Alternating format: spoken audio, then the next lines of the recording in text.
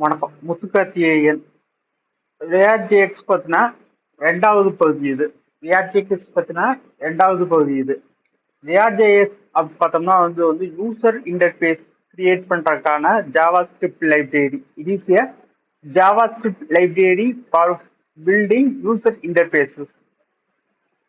இது வந்து single page applications வந்து கிரியேட் பண்றதுன்னு வந்து யூஸ் ஆகுது. லேட்டர் நம்ம பார்ப்போம். சிங்கிள் பேஜ் அப்படின்னா யூஸ் பண்றதுன்னா சிங்கிள் பேஜ் அப்ளிகேஷன்னா என்னன்னு பார்ப்போம். அதோட அட்வான்டேஜஸ் என்னன்னு பார்ப்போம். இப்போதைக்கு வந்து இது வந்து சிங்கிள் பேஜ் அப்ளிகேஷன்ஸ் கிரியேட் பண்ணுறதுக்கு யூஸ் பண்ணுறது தெரிஞ்சுக்கிறோம்.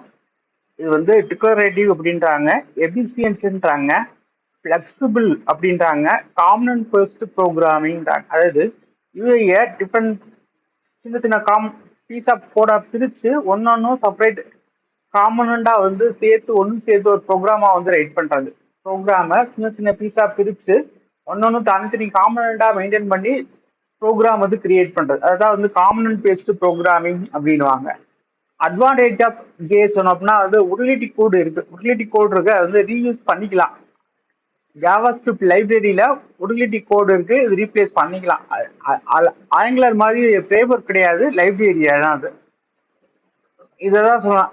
It lets you compose UI from small and isolated pieces of code called component.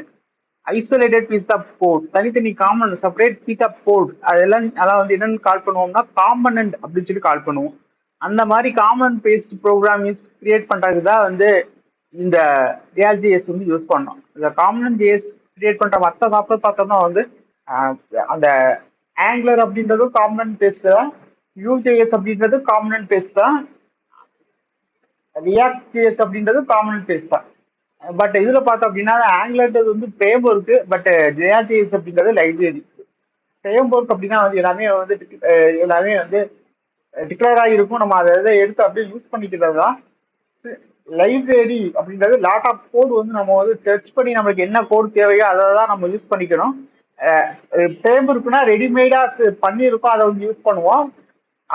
Library அப்படின்னா கோடிங் நம்மளே தேடி எடுத்து அதை வந்து யூஸ் பண்ணிக்கிறோம், அவ்வளவுதான். அது ரெண்டுக்கு ஒரு வித்தியாசம். இது வந்து small and isolated piece of code பார்த்துட்டோம். ஃபாஸ்டா இருக்கும், ப்ரொடக்டிவா இருக்கும். ஓகே, இந்த சிங்கிள் பேஜ் அப்ளிகேஷன் சொன்னோம். என்னன்னு சொல்றேன்னு சொன்னேன். அதாவது சிங்கிள் பேஜ் அப்ளிகேஷன் நேவிகேட்டர்ல இருக்க மெனு பார் இருக்கும். அந்த மெனு பார்ல இருக்க